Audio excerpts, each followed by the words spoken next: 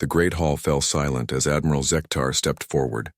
His blue skin gleamed under the bright lights, and his forearms moved nervously as he spoke. The meeting room held leaders from 47 different worlds, but today they all shared the same fear. "The Devourers have taken another system," he said. His voice was calm, but everyone could hear the worry beneath his words. "The Kepler sector is gone. 3 billion lives consumed in less than 6 hours." A low murmur filled the room. Counselor Vexana from the crystal world Lumina stood up. Her body was made of living light, shifting colors as she moved. "How many systems have we lost now?" she asked. 17, Admiral Zektar replied. 17 complete star systems. Every planet, every moon, every space station, all turned into pure energy and absorbed by their ships. The room grew even quieter. Commander Holtrix from the machine world spoke next. His metal voice clicked and buzzed as he talked. "Our computers have run the battle plans 10,000 times. Every simulation ends the same way. We lose." General Creedon, a large creature covered in thick fur, slammed his fist on the table. "There must be something we can do. We have the strongest fleet in the galaxy." "Our weapons bounce off their ships," Admiral Zektar said sadly. "Their hulls heal faster than we can damage them. Our best pilots cannot match their speed. Our smartest battle plans fail before we can use them." Counselor Yithran sat in the corner, very old and quiet. She was from the archive world, where they kept all the old knowledge. Her people looked like Earth's insects but were as tall as humans. She rarely spoke at these meetings, but now she cleared her throat. "Perhaps," she said slowly, "we need to think differently about this problem." All eyes turned to her. Admiral Zektar nodded for her to continue. "We have tried everything our civilizations know," Yithran said. "We used the reality-bending powers of the Etherians. We sent the Nexus Collective's smartest machines against them. We combined the strength of every world in the Federation. Nothing works." "What are you saying?" asked Counselor Vexana. Yithran stood up slowly. Her old bones creaked as she moved. "I am saying that maybe we need help from someone who thinks in ways we do not understand." The room buzzed with confused voices. Commander Holtrix spoke first. "Who could help us? We are the most advanced species in known space." "That is not quite true," Yithran said. She walked to the center of the room, her movements careful and measured. "Deep in our archives, we have records of a species that fought wars unlike anything we have ever seen." "What species?" General Creedon asked. "Humans," Yithran replied. The word caused a stir throughout the room. Some leaders leaned forward, with interest. Others looked confused. A few seemed frightened. "Humans are a legend," said Counselor Vexana. "Stories told to young ones about the old days." "No," Yithran said firmly. "They are real. 500 years ago, they were part of our galaxy. They fought wars that lasted for decades. They used strategies that made no sense to us but always seemed to work." Admiral Zektar frowned. "If they were so good at war, why did they disappear?" "They did not disappear," Yithran explained. "They chose to sleep. Their own wars had become so terrible that they feared they would destroy themselves. So they built great ships and went into cryosleep, hoping that when they woke up, they would be better than they were." Commander Holtrix made computing sounds as he processed this information. "Where are these sleeping humans now?" "The archives contain the location of several human cryo ships," Yithran said. "They drift in deep space, far from any star system. The humans wanted to be forgotten until they were ready to return." General Creedon stood up, his massive frame towering over the others. "You want us to wake up an ancient species that was so violent they had to put themselves to sleep?" "Yes," Yithran said simply. "I do." The room erupted in arguments. Some leaders thought it was too dangerous. Others believed it was their only hope. Admiral Zektar raised all forearms for silence. "Tell us more about these humans," he said. To Yithran. The old archivist touched a device on her wrist. Pictures appeared in the air above them. They showed scenes from long ago, battles fought in space and on planets. The images were fuzzy and hard to see clearly, but they told a story. Humans fought differently than us, Yithran explained. When we fight, we try to protect our people and avoid harm to innocent lives. We follow rules of war that all civilized species agree on. Humans did not follow these rules. She touched her device again. New pictures appeared showing human battle plans and strategies. They would sacrifice their own ships to destroy enemy fleets. They would attack civilian targets to force their enemies to surrender. They thought about war in ways that we cannot understand. Counselor Vexana's light flickered with distress. That sounds horrible. It was horrible, Yithran agreed. But it was also effective. No species ever defeated humans in a straight fight. Even when they were outnumbered, even when their enemies had better weapons, humans found ways to win, Commander. Holtrix processed this information quickly. You believe humans could defeat the Devourers because they think like the Devourers do? No, Yithran said. I believe humans could defeat the Devourers because they think in ways that no one else does. Not us, not the Devourers, not anyone. Admiral Zektar looked around the room at all the worried faces. Outside the Great Hall, the galaxy continued to burn as the Devourers consumed system after system. Every day they waited, more lives were lost. How long would it take to wake them up? He asked. According to the archives, about 1 week, Yithran replied. Their cryo systems were designed to bring them back to life safely. General Creedon shook his head. This is madness. We are talking about waking up sleeping monsters. Perhaps, said Yithran. But right now, monsters might be exactly what we need. The vote was close, but in the end, fear of the Devourers won over fear of the humans. Admiral Zektar gave the order to send ships to find the sleeping human vessels. As the meeting ended and the leaders returned to their worlds, none of them knew what they had just decided to unleash upon the galaxy. In the deep darkness of space, human cryoships drifted silently between the stars, waiting for a call that would wake them from their 500-year sleep. The first thing Jake Morrison felt was cold. The second thing was pain. His muscles ached like he had been sleeping for years, which, he slowly realized, he had been. The cryopod opened with a soft hiss, and bright lights made him squint his eyes. Strange faces looked down at him. Not human faces. These beings had blue skin, extra arms, and eyes that were too large. Jake tried to sit up, but his body would not listen to him yet. Take your time, said one of the aliens in perfect English. The translation device will help us talk to each other. You have been asleep for a very long time. Jake's mind felt foggy. He remembered saying goodbye to his daughter Lucy before getting into the cryopod. The plan was to sleep for 20 years while they traveled to a new world. But something felt wrong. How long? He asked, his voice rough and dry. 500 years, the alien replied gently. Jake stared at the ceiling. 500 years. Lucy would be long dead. Everyone he had ever known would be gone. The Earth he remembered might not even exist anymore. In the next room, Dr. Lisa, Park was having the same terrible realization. She sat on the edge of her cryopod looking at her hands. They looked the same as when she went to sleep, but everything else had changed. The aliens around her were trying to explain what had happened, but the words seemed to bounce off her mind. Your species has become a legend, one of them was saying.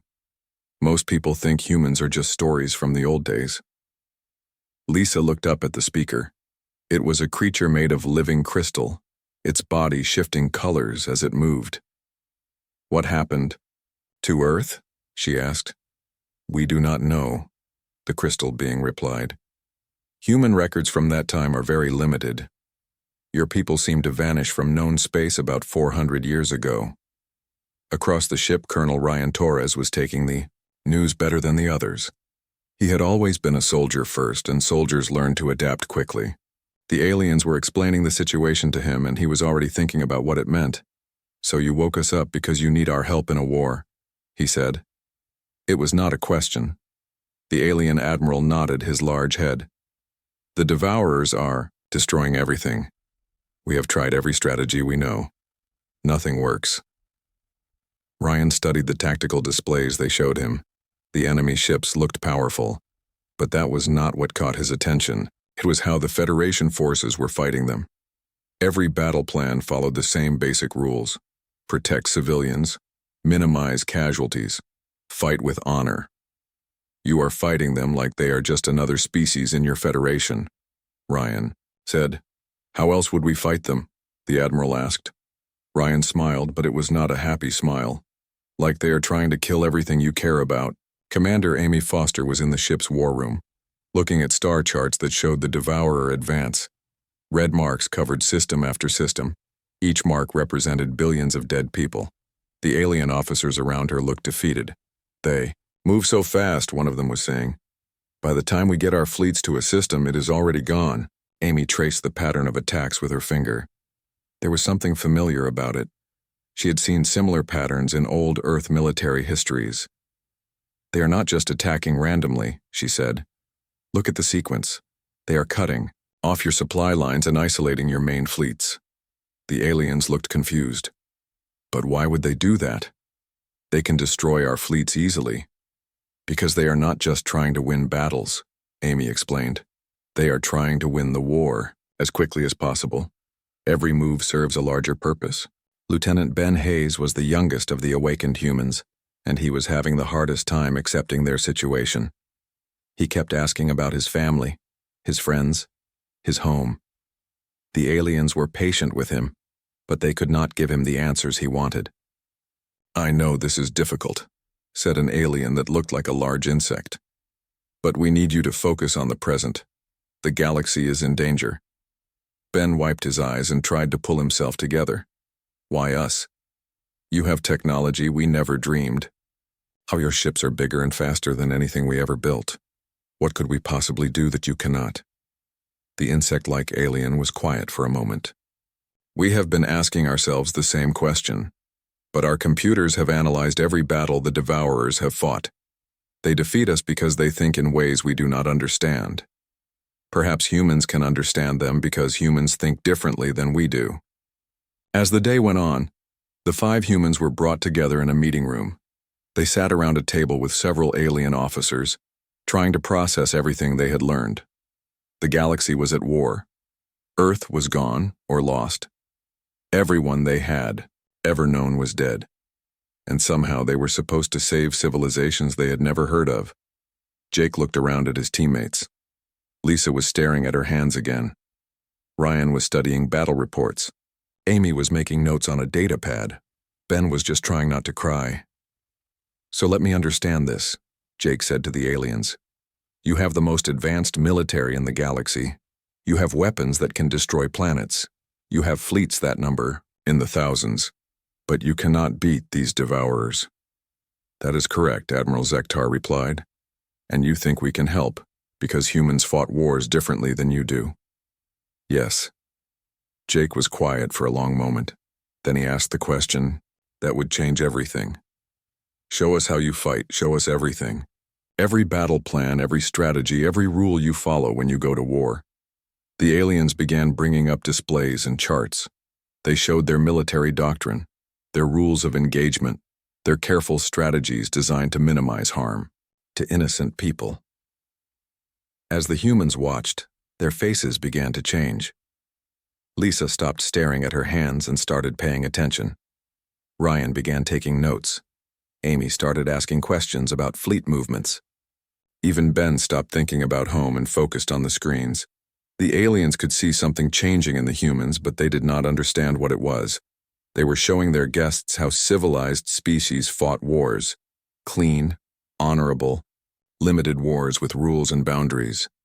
The humans were realizing that the aliens had never learned how to fight a war where the only rule was survival. We need to see the Devourer battle recordings, Jake said finally. All of them. And we need detailed information about their ships, their weapons, and their movements. Of course, Admiral Zektar replied. But may I ask why? Jake looked at his 4 companions. They all nodded back at him. They understood what needed to be done, even if they did not like it. Because, Jake said, You are going to have to learn how to fight like humans, and humans do not fight fair. The aliens in the room suddenly felt very uncomfortable, though they could not explain why. They had wanted to wake the humans because they were different. Now they were beginning to understand just how different humans really were. Outside the ship, the Devourers continued their advance, consuming worlds and converting entire civilizations into energy. They had faced many species, destroyed many fleets, and never found an enemy that could challenge them. They had never faced humans. The war room fell silent when Jake Morrison finished speaking. The alien commanders stared at him with expressions that ranged from shock to horror. What he had just suggested went against everything they believed about civilized warfare.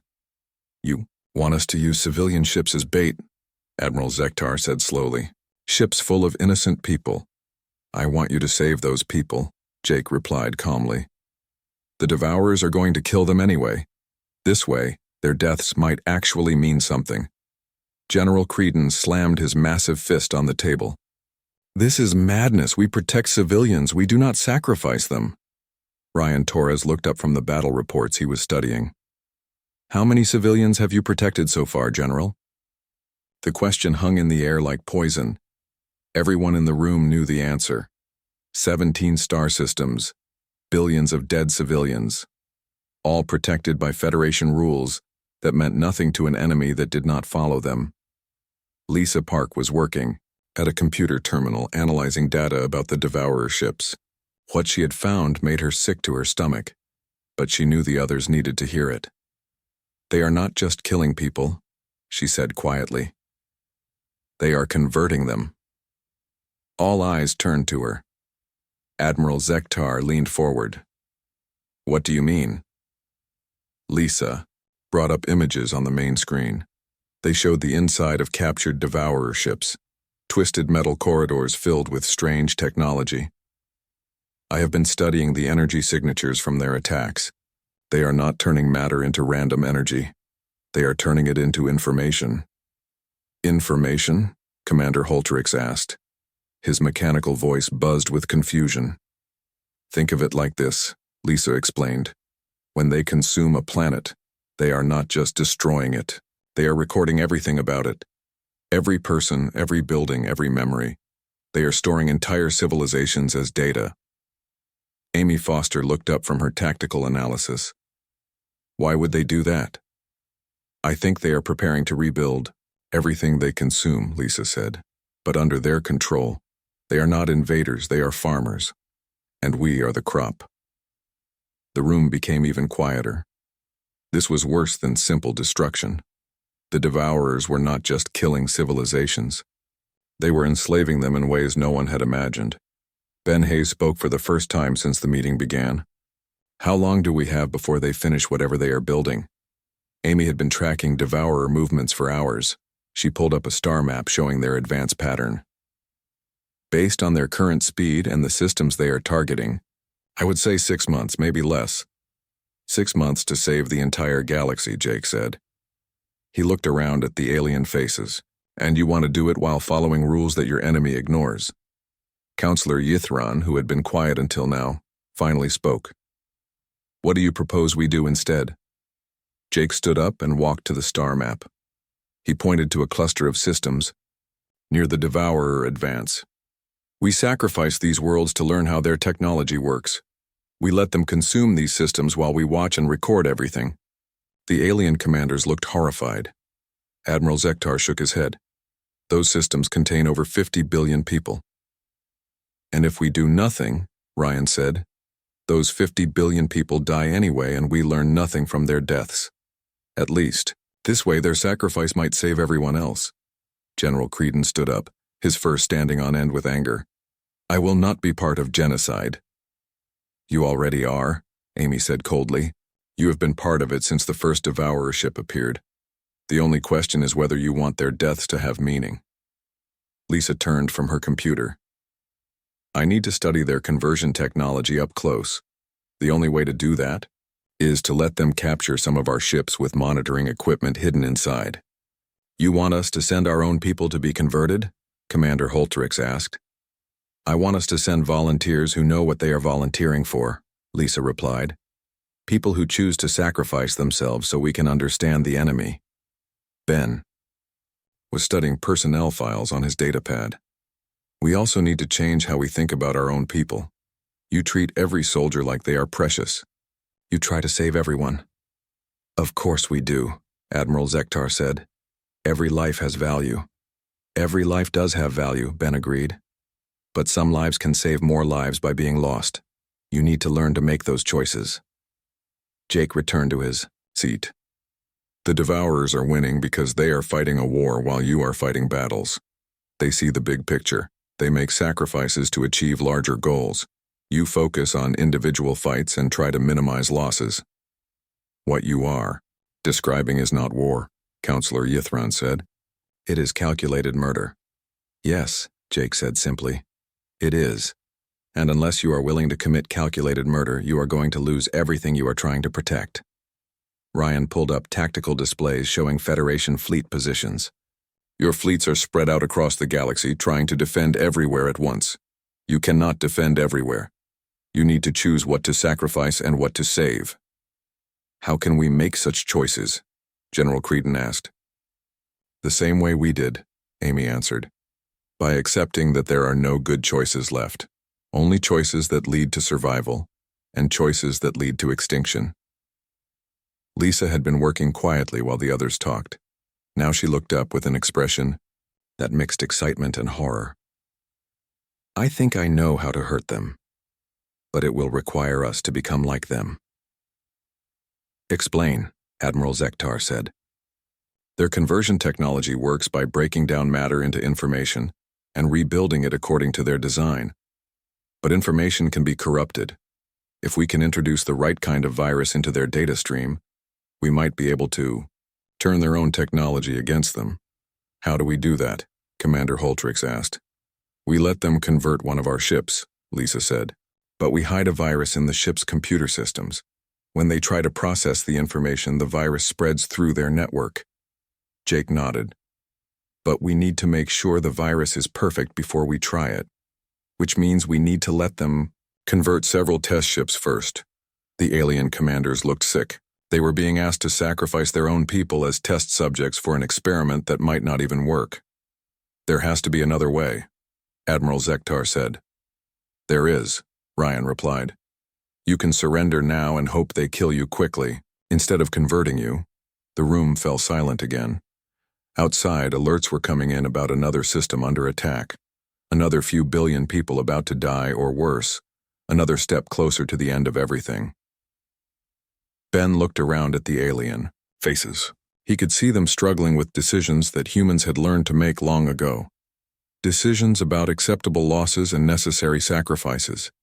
Decisions about who lives and who dies so that civilization itself might survive. You wanted to wake us up because we think differently, he said. This is how we think. This is what it means to fight like humans. Are you ready for that? Admiral Zektar closed his eyes. When he opened them again, something had changed. The weight of command had settled on his shoulders in a new way. He was no longer just a military leader. He was someone who had to choose which worlds would live and which would die. Show us your plan, he said quietly. All of it. And may whatever gods watch over us forgive what we are about to become. The humans began explaining their strategy. With each word, the aliens understood more clearly what they had awakened. They had wanted to save their civilization by learning to fight like humans. Now they were learning that fighting like humans meant becoming something they had never wanted to be. The first sacrificial attack began at dawn, ship time. Jake Morrison stood on the bridge of the Federation flagship Eternal Dawn, watching as 12 Federation vessels flew straight into the Devourer fleet. The alien crews knew they were going to die. They had volunteered anyway. Ship Group Alpha is making contact with the enemy, reported Lieutenant Commander Velthar, a young alien officer who still flinched every time another Federation ship exploded. Jake watched the tactical display, without emotion. Each red dot that disappeared represented hundreds of lives, but he focused on the data streaming back from their sacrifice. Hull composition, weapon patterns, movement speeds, Information that might save millions later. Group Beta, begin your approach, he ordered into his comm unit. Admiral Zektar stood beside him, his four hands clenched into fists. This feels wrong, he whispered. It is wrong, Jake replied quietly. But losing the war would be worse. On the other side of the galaxy, Lisa Park was aboard a research vessel, analyzing the data from each attack. Her computer screens showed the conversion process happening in real time as Devourer ships consumed the Federation vessels. The pattern is becoming clearer, she told her team of alien scientists. They break down the ship into basic information first, then rebuild it according to their design. But there is a delay between breakdown and rebuilding. Dr. Nex Area, a crystalline being whose body pulsed with nervous light, leaned closer to the screens. How long is the delay? About 3 seconds, Lisa said. Not much time, but maybe enough to introduce a virus. Her hands moved quickly over the keyboard, writing code that would hide inside a ship's computer system. If her calculations were right, the virus would activate during those 3 seconds and spread through the Devourer network like a disease. Are you certain this will work? Dr. Nexaria asked. Lisa stopped typing and looked at her alien colleague. No, I'm not certain of anything, but it is our best chance. Meanwhile, Ryan Torres was leading ground forces on the planet Kepler-7.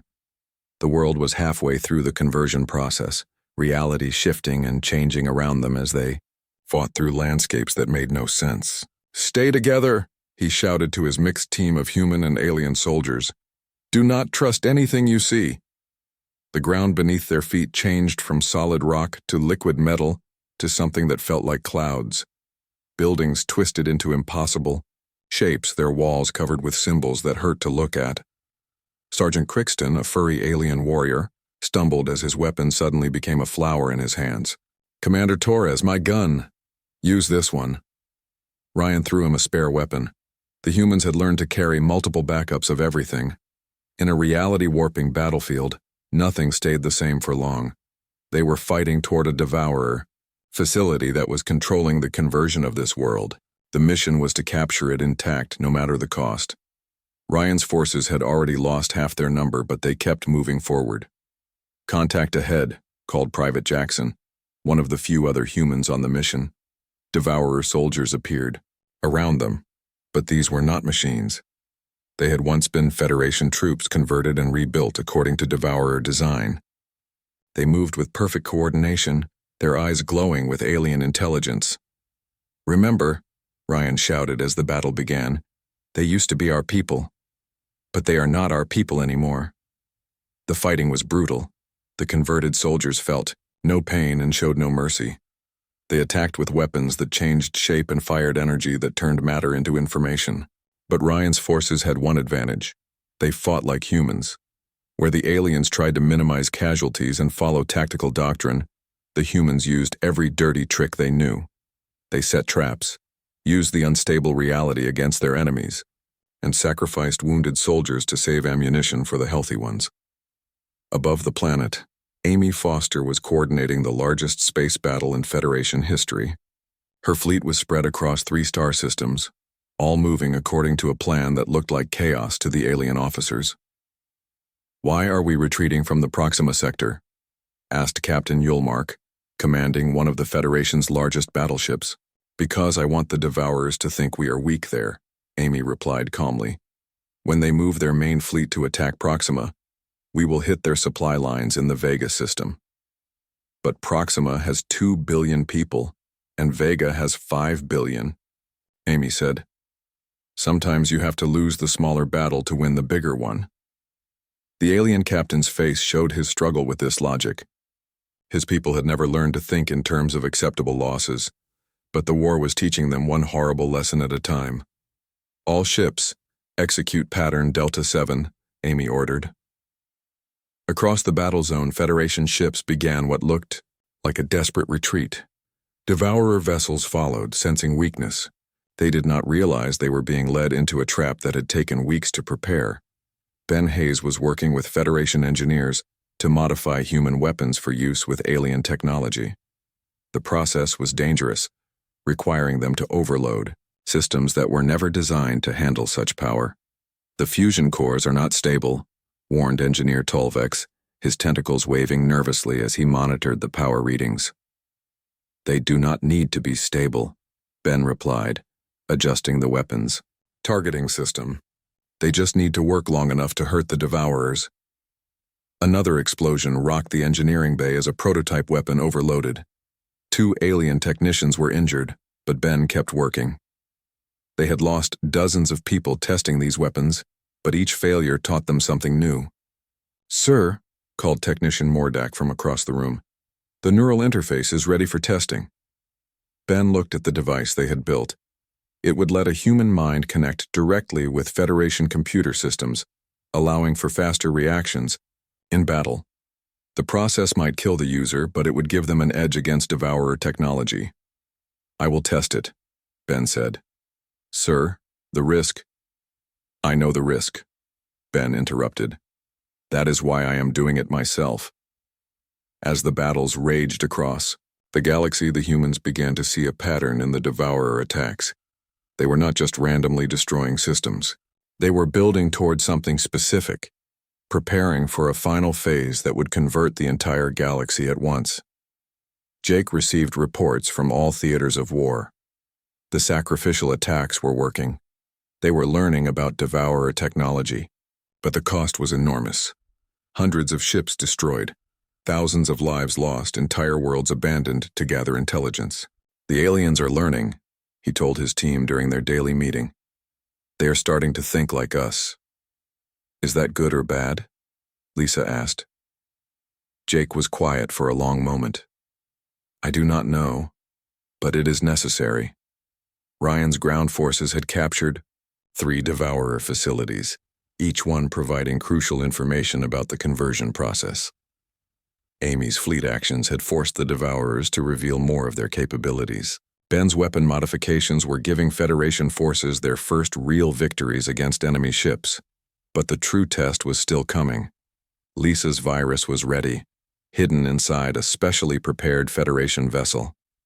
The ship would be crewed by volunteers who knew they would not survive the mission. "Are we ready?" Admiral Zekatar asked during the final planning meeting. The humans looked at each other. They had taught the Federation to fight like humans, to make the hard choices and accept the terrible costs. They had turned a civilized galaxy into something that could match the Devourers in ruthlessness. "Yes," Jake said finally. "We are ready." But as he spoke the words, he wondered what they had created. They had saved the galaxy by teaching it to become something it had never wanted to be. The victory, if it came, would taste like ashes. Outside, the final battle was about to begin. The final battle began in the Omega Centauri system, where the Devourers had built their largest conversion facility. The structure was the size of a small moon, covered in twisted metal and pulsing energy conduits. From this place they planned to convert the entire galaxy in one massive wave. Jake Morrison stood on the bridge of the Eternal Dawn, watching as the largest fleet in galactic history moved into position.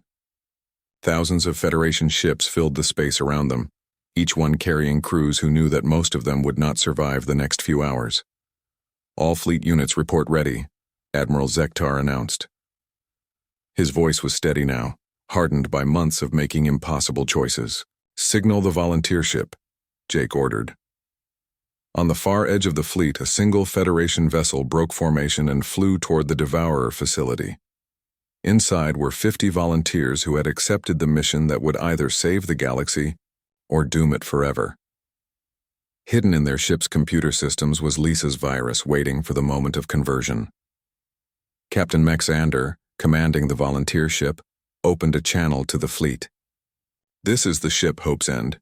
We are beginning our final approach. It has been an honor to serve with you all." The channel closed.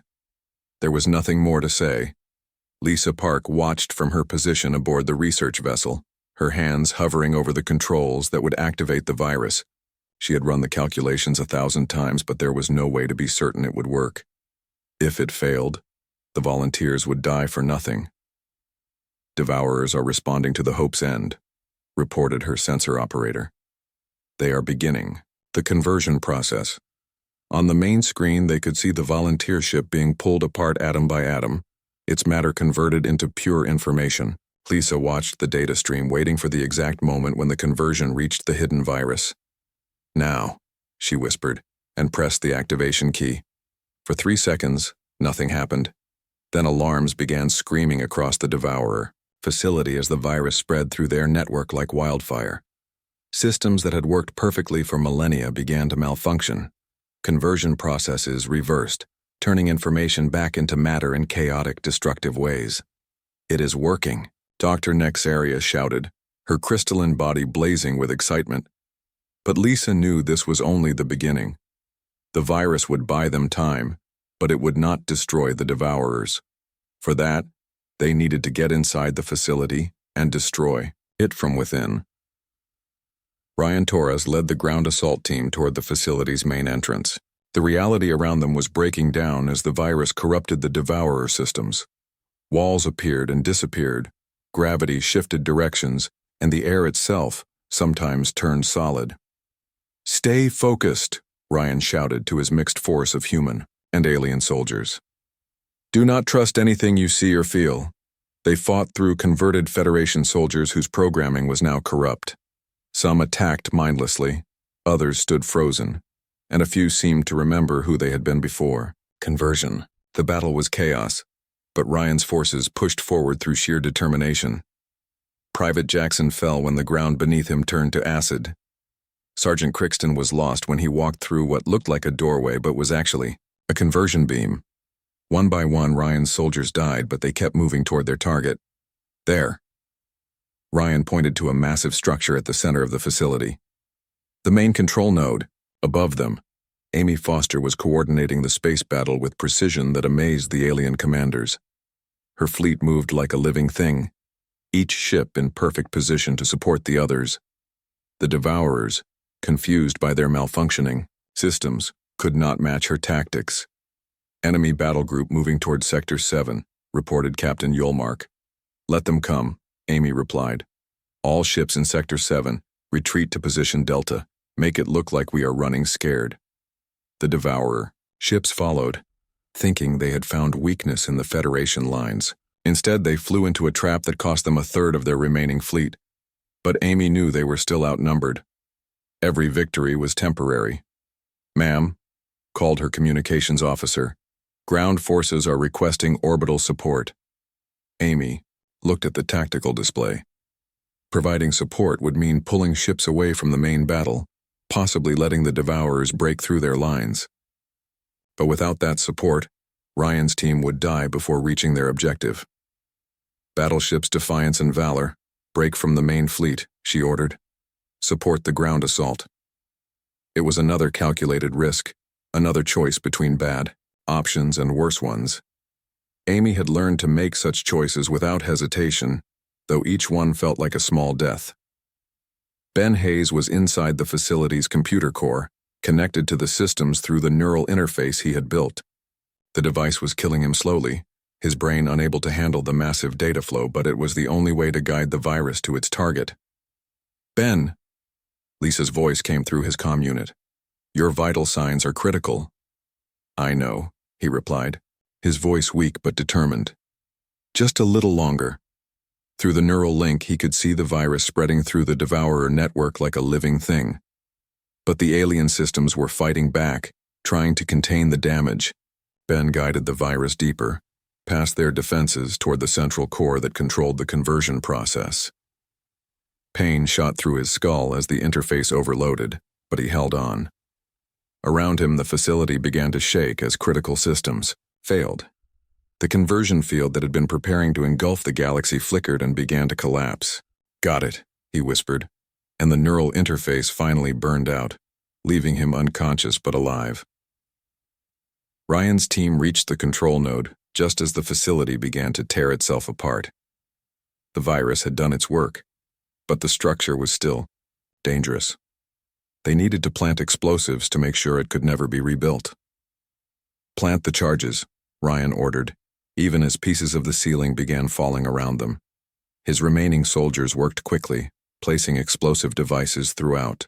The control room, The Devourers were trying to stop them, but their converted soldiers were moving slowly, their programming corrupted by the virus. "Charges set," called Corporal Zhang, one of Ryan's few remaining human soldiers. "Everyone out," Ryan shouted. They ran through corridors that were collapsing and changing around them. Some of his soldiers did not make it. The facility claimed them as it died, but their sacrifice ensured that the charges would detonate. Jake watched from orbit as the Devourer facility exploded in a chain reaction that lit up the entire star system. The conversion field collapsed completely, and across the galaxy, Devourer ships began shutting down as their central control was destroyed. "Signal from all fleet units," Admiral Zektar reported. "The Devourers have stopped moving. Their ships are going dark. The war was over. The galaxy was saved. But the cost had been enormous. Hundreds of worlds destroyed. Billions of lives lost. Entire fleets sacrificed for intelligence. The Federation had won by learning to fight like humans. But in doing so, they had lost something important about themselves." In the weeks that followed, the galaxy began to rebuild. The Devourer ships were studied and reverse-engineered. The conversion technology was turned toward peaceful purposes, helping to restore some of the damaged worlds. But questions remained about what to do with the humans who had saved them all. Some Federation leaders wanted to honor them as heroes. Others feared what they represented and suggested they return to cryosleep. Jake Morrison stood on the observation deck of a Federation space station, looking out at the ships rebuilding what had been destroyed. He was older now, marked by the decisions he had made and the lives he had spent like currency to buy victory. Lisa approached him, her own face showing the strain of what they had been through. "The Federation Council wants to meet with us tomorrow. They are going to decide our future." "What do you think they will choose?" Jake asked. "I think they are afraid of us," Lisa replied. "We taught them to win by becoming something they never wanted to be. Now they have to live with what they have learned." Jake nodded. The humans had awakened to a galaxy that needed them but could never truly accept them. They had saved civilizations that would always see them as dangerous. 1A, war by teaching others to fight without honor or mercy. "Maybe that is enough," he said quietly. "Maybe knowing we could save them when nothing else could is worth the fear." Outside the window, ships moved in patterns that now followed human tactical doctrine. The galaxy was safe, but it would never be innocent again. The humans had given their new allies the tools for survival, but those tools came with a price that would be felt for generations. The war was over, but the consequences of human awakening had only just begun.